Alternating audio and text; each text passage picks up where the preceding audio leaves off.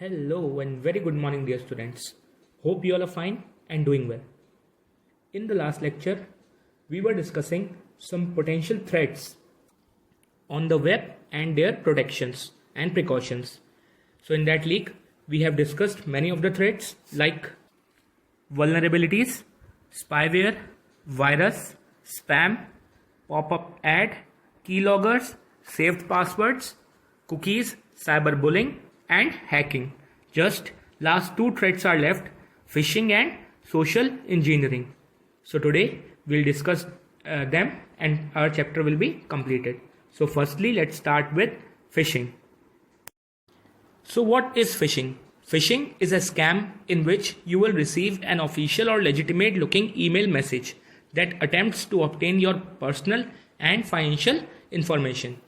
Fishing एक scam है, एक घोटाला है जिसमें हमें एक ऑफिशियल और सही लगने वाला ईमेल मैसेज रिसीव होता है. हमारे पास ईमेल मैसेज आएगा जिसे हमें लगेगा ये लेजिटिमेट है, सही है और कोई ऑफिशियल मैसेज है. वहां पर हमारी पर्सनल और फाइनेंशियल इंफॉर्मेशन ऑब्टेन करने की कोशिश की जाती है.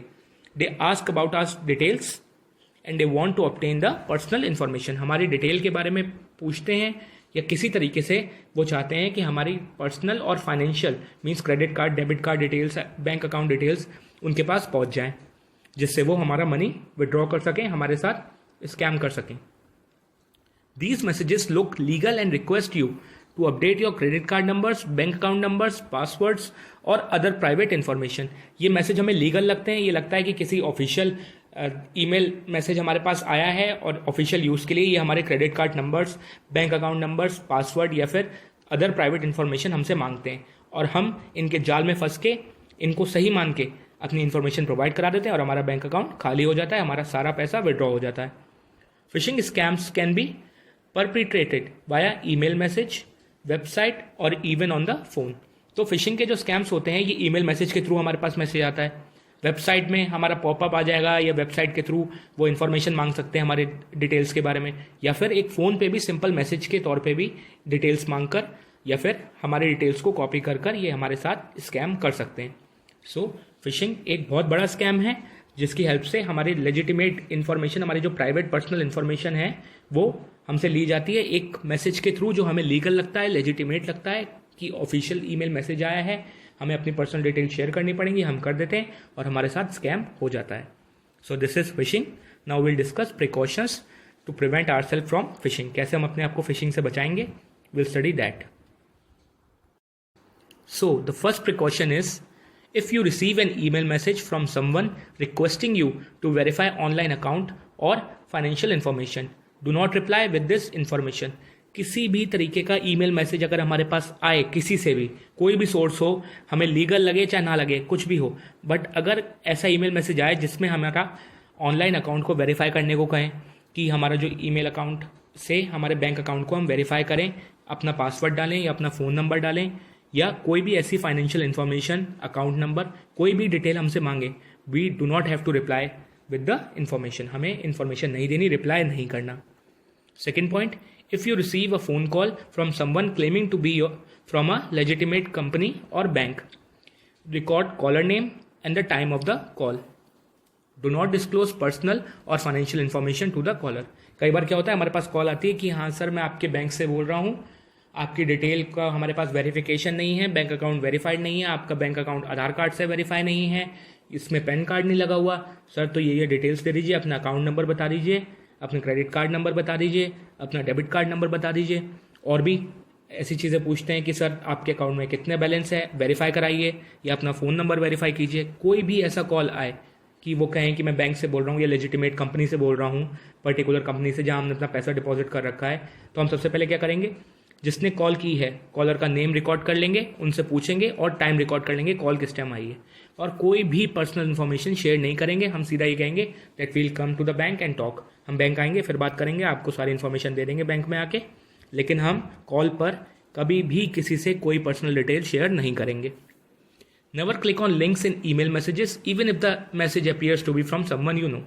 ऐसा कोई भी लिंक हो जो हमारे को रीडायरेक्ट कर दे हमारे डिटेल्स की तरफ कि हम उसमें अपनी डिटेल एंटर करें बैंक अकाउंट की या फिर कोई भी हमारी ट्रांजैक्शनल या फिर फाइनेंशियल इन्फॉर्मेशन हम देनी पड़े, तो ऐसा कोई भी लिंक हम नहीं खोलेंगे. इवन इफ अगर हमारा मैसेज किसी नोन पर्सन से भी है, हम उसे जानते हैं जिसने हमें ईमेल भेजा है, तब भी हम ऐसे लिंक को ओपन नहीं करेंगे. Fourth is while visiting a bank's website that will require you to enter confidential information, be sure to type the web address clearly. जब भी बैंक की वेबसाइट से हम ई बैंकिंग करते हैं, इंटरनेट बैंकिंग यूज़ करते हैं, तो हम पर्टिकुलर बैंक की वेबसाइट पे जाते हैं. वहाँ पे अगर हमने ई बैंकिंग करना है, इंटरनेट बैंकिंग के थ्रू ट्रांजेक्शन करना है, तो हमें अपनी डिटेल्स, कॉन्फिडेंशियल इन्फॉर्मेशन वहाँ डालनी ही पड़ेंगी. तो ये ज़रूर चेक कर लेंगे कि वेब एड्रेस जो है वो हमने ठीक डाला या नहीं, क्योंकि वेबसाइट, बैंक की वेबसाइट से मिलती जुलती फ्रॉड करने वाले लोग वैसे ही बस एक आध करेक्टर चेंज करके सेम वैसी ही वेबसाइट बना देते हैं जिसमें हम अपनी डिटेल डालेंगे तो हमारा बैंक अकाउंट खाली हो जाएगा. तो ये ज़रूर चेक कर लें कि वेब एड्रेस जो है वो हमने ठीक डाला है या नहीं. Typing it incorrectly may take you to phishing website where the information you enter can be collected by an unknown party. अगर हमने गलत, धोखे से भी एक करेक्टर भी हमने गलत डाल दिया तो हमारी इन्फॉर्मेशन सारी फिशिंग वेबसाइट के पास चली जाएगी. हमने अपनी डिटेल्स, कॉन्फिडेंशियल डिटेल्स डाली हैं, वो डिटेल का यूज़ करके हमारे बैंक अकाउंट को खाली कर सकते हैं, हमारे साथ स्कैम हो सकता है. सो इस चीज़ का हमने ध्यान रखना है. Last one is enable the phishing filter in your browser that can warn और block you from suspicious websites. जो ऐसी वेबसाइट्स होती हैं वो सस्पिशियस होती हैं, वो हमारी ऑथेंटिक बैंक की वेबसाइट से अलग होती हैं. तो अगर हम अपने वेब ब्राउज़र, जैसे हम लैपटॉप, कंप्यूटर में ओपन कर रहे हैं या फ़ोन में भी ओपन कर रहे हैं अपना बैंकिंग वेबसाइट, तो हम क्या करेंगे, फिशिंग फिल्टर लगा देंगे. फिशिंग फिल्टर का यूज़ करेंगे तो हमारा जो ब्राउज़र है वो हमें वार्न कर देगा कि हाँ, जो आप वेबसाइट खोल रहे हो ये ऑथेंटिक नहीं है, सस्पिशियस है, और हमें ब्लॉक कर देगा उस वेबसाइट को ओपन करने से. तो उससे क्या होगा, हम फिशिंग से बच जाएंगे. So what is fishing? ये स्कैम होता है. हमें ईमेल, मैसेज या फिर कॉल कुछ भी रिसीव होती है, वो कहते हैं कि हम अपने बैंक या कंपनी जो भी है, लेजिटिमेट कंपनी से बात कर रहे हैं, आपकी डिटेल्स हमें दे दीजिए, हम दे देते हैं और स्कैम हो जाता है. प्रिकॉशंस हमने डिस्कस कर ली, कैसे हम इससे बचेंगे. Now discussing the last threat, that is social engineering. So what is social engineering? ये कैसा थ्रेट है? Social engineering is a term used for gaining unauthorised access to or obtaining confidential information by taking advantage of the trusting human nature of some victims. क्या होता है, ये भी fishing की तरह ही है. कुछ लोग बहुत एक्सपर्ट होते हैं.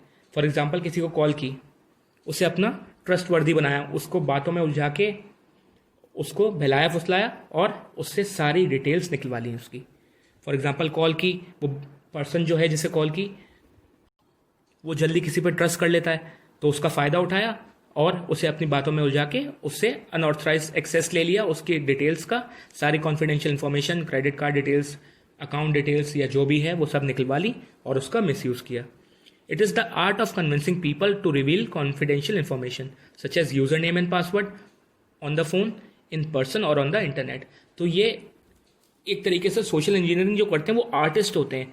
ये किसी भी तरीके से किसी भी मीन्स का यूज़ करके जो पर्सन की कॉन्फिडेंशियल इन्फॉर्मेशन को रिवील करवा लेते हैं पर्सन से ही. जैसे यूज़र नेम और पासवर्ड ले लिया, बैंक अकाउंट डिटेल्स का यूज़र नेम पासवर्ड ले लिया, ई बैंकिंग का, या आपकी सोशल मीडिया साइट का ले लिया, आपके फ़ोन, आपको कॉल किया, आपको अपनी बातों में उलझाया और सारी डिटेल्स निकलवा ली, क्रेडिट कार्ड नंबर ले लिया, अकाउंट नंबर ले लिया, कैसे भी बातों में उलझा के कुछ भी करके ये डिटेल्स निकलवा ली जाती हैं. Human nature of trust is the basis of any social engineering attack. जो लोग जल्दी किसी पे भी ट्रस्ट कर लेते हैं उनके साथ सोशल इंजीनियरिंग अटैक जल्दी हो सकता है. अब पता है आपका कोई नोन ही है, फॉर एग्जांपल आप उसे अच्छा मानते हैं, तो आपने क्या किया, उसे अपनी सारी डिटेल्स दे दी कि हाँ ये मेरे साथ गलत नहीं करेगा, but he is doing a fraud with you. वो फ्रॉड कर रहे हैं, वो आपसे सारी डिटेल्स निकाल के आपकी बैंक अकाउंट्स डिटेल्स का यूज़ करके आपका मनी विड्रॉ कर सकते हैं, आपको कई तरीके से वो नुकसान पहुंचा सकते हैं. So this is social engineering. So what are the precautions? कैसे हम सोशल इंजीनियरिंग को प्रिवेंट करेंगे? We'll discuss that.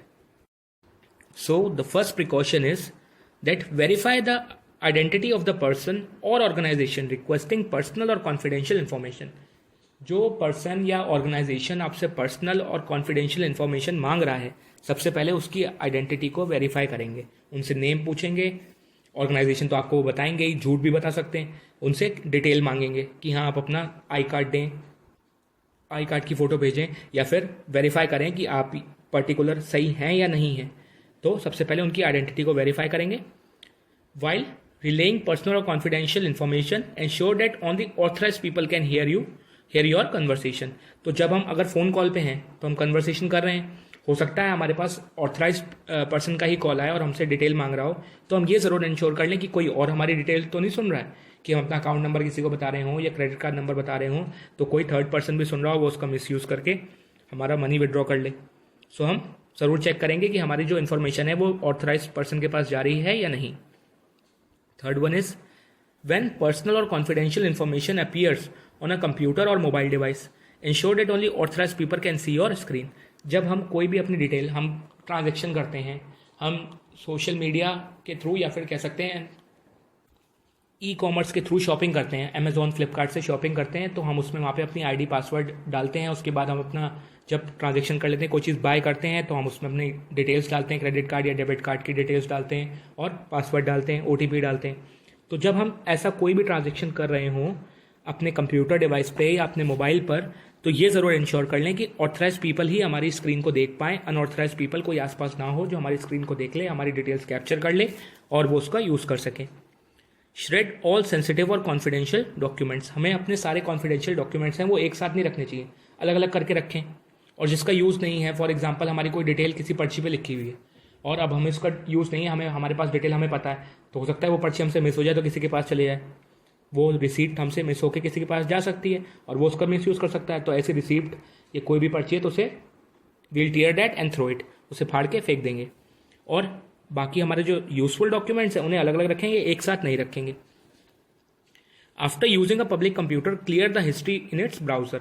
कई बार ऐसे होता है हम इंटरनेट कैफे पे यूज़ करते हैं कंप्यूटर को, या किसी फ्रेंड का या किसी अननोन पर्सन का हमें कई बार यूज़ करना पड़ जाता है कंप्यूटर अपने ट्रांजैक्शन के लिए, किसी भी डिटेल के लिए। तो क्या करेंगे, जैसे ही हम यूज़ कंप्लीट कर चुके होंगे, जिस ब्राउज़र पे हमने वेबसाइट या जो भी ओपन किया है उसकी हिस्ट्री को डिलीट कर देंगे, क्लियर कर देंगे, ताकि जो हमने चीज़ ओपन करी है, कुछ भी ओपन किया है, वो सामने वाले को डिटेल ना पता लग पाए। Last one is avoid using public computers to conduct banking और अदर सेंसिटिव ट्रांजेक्शन। दूसरे का computer, public computer, internet cafe का कंप्यूटर, किसी थर्ड पर्सन का कंप्यूटर या मोबाइल कभी यूज़ ना करें बैंकिंग और दूसरे सेंसिटिव ट्रांजेक्शन के लिए।